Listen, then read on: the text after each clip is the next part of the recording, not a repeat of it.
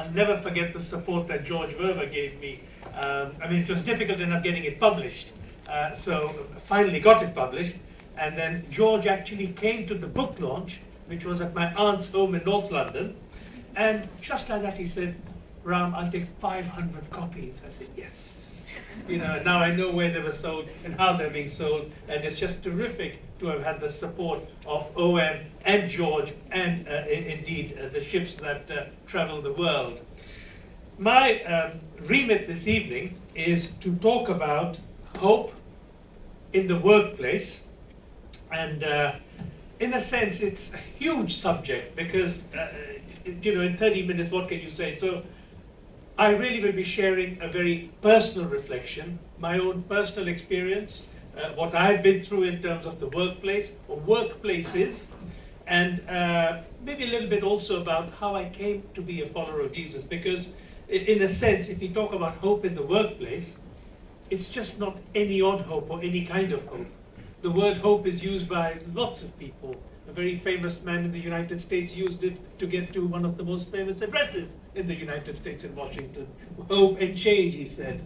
But I'm really talking about hope from a perspective of someone who follows Jesus. Now, I come from a Hindu family, brought up in the Sikh faith by my uncle. My own father died when I was 6 weeks old, and an uncle brought me up in the Hindu and Sikh faith. And then, to make it even more complete, my education, he sent me to a Muslim school. So I now have 3 insurance policies. And it was here in London, not far from where we are now, well, a few miles, in South Kensington, that I met with the Jesus of the Bible. I met him in a pub. Absolutely true. I was sitting in a pub, I was at university, at Imperial College, and you know, if I just wind a little bit back, my family said, you know, brought up in the Hindu faith, Sikh faith, okay, sent to a Muslim school, which they allowed me to do, but you know, don't look at the whole Christian thing. You know, it's the white man's religion, and it's a colonial religion, and have nothing. You know, it's nothing for us. And here we arrived in London as refugees in 1967. We were expelled. You know, through 2 migrations. When India was partitioned, we fled. We were Hindus on the wrong side of the border. What became Pakistan, and so we fled to East Africa. Got on a ship which took us to Kenya, and in Kenya there was again independence. There was a whole Africanization policy. We were again deported and arrived in London as refugees. Began life in a corner shop. So my first workplace, proper workplace, was a corner shop. And I don't know how many of you have worked in corner shops, but it's an amazing workplace.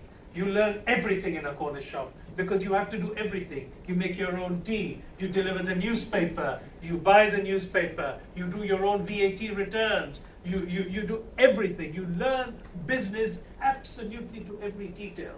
You know, not like big businesses, you can be part of a multi-billion-pound business, and you find many people who are in those businesses, and then you ask them about a little practical bit, and they're totally lost, because there were thousands of people doing it, but I had to do everything. And in this workplace, I experienced all sorts of things.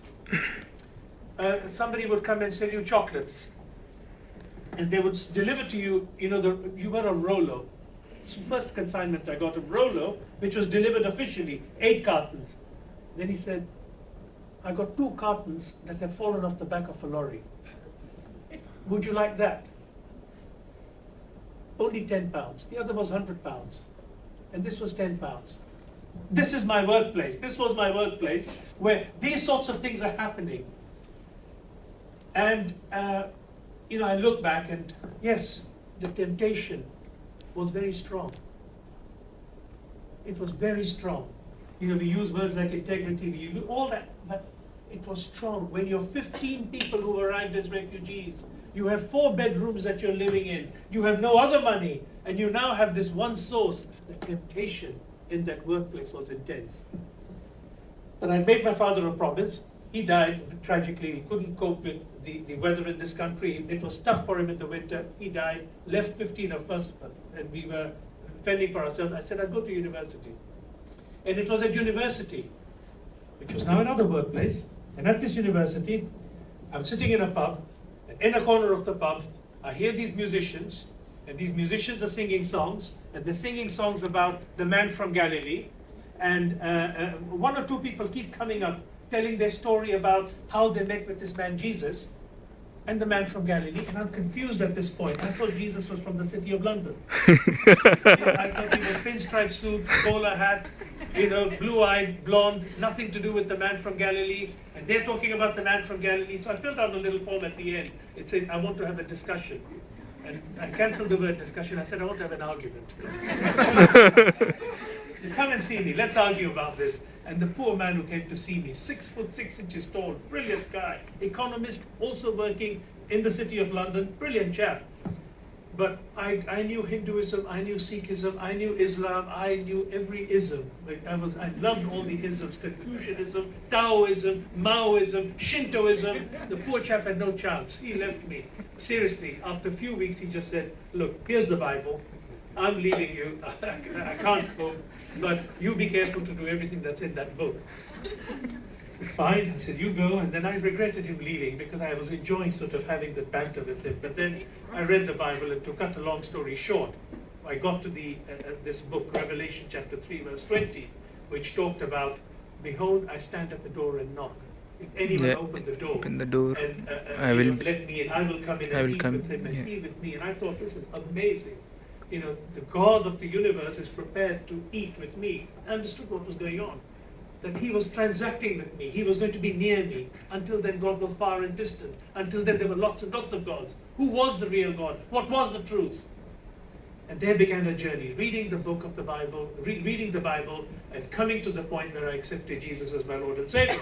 Now, many people will say, like any good fairy story, and then they lived happily ever after. That's when my problems began. That's when my problems really began. Because now I went back to my shop, because I was still working in the shop.